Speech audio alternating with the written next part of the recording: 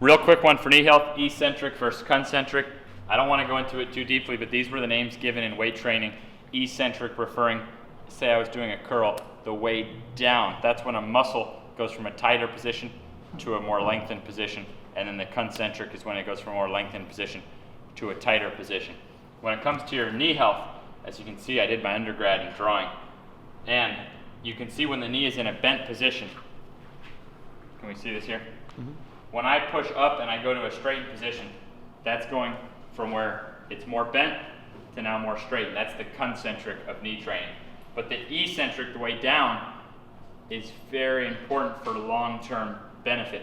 With a step up, it's not practical to go up and then magically wind your way back down and then go up. So that's why we use sleds or dead mills, where if you look at it in slow motion, you step behind and now the left leg extends. And that's it. And now the right leg extends. Left leg extends. Why is this important? Because when you go from the shortened position up, no matter what I go up with, this is actually a safer movement because I can only get up with something if I have the strength to do it. But on the way down, that's where you can get into trouble, and that's where you can cause stress. Long term, you want that stress. Long term, you want to be able to handle a lot of stress.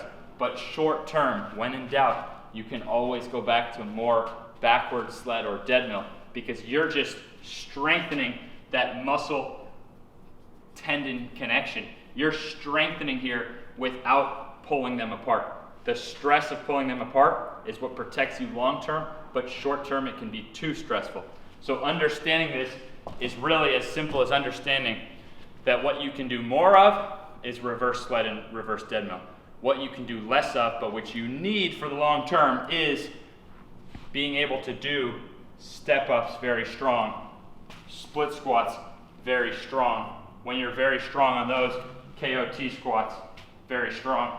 When you're very strong on those and you can handle that force on the way down, it's much harder to get hurt. But in the short term, you have to be very precise with those exercises.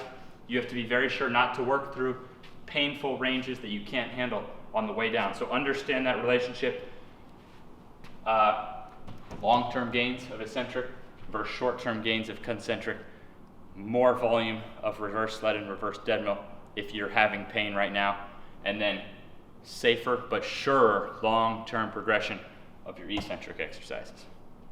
Let's go make those gains. Let's get bulletproof knees.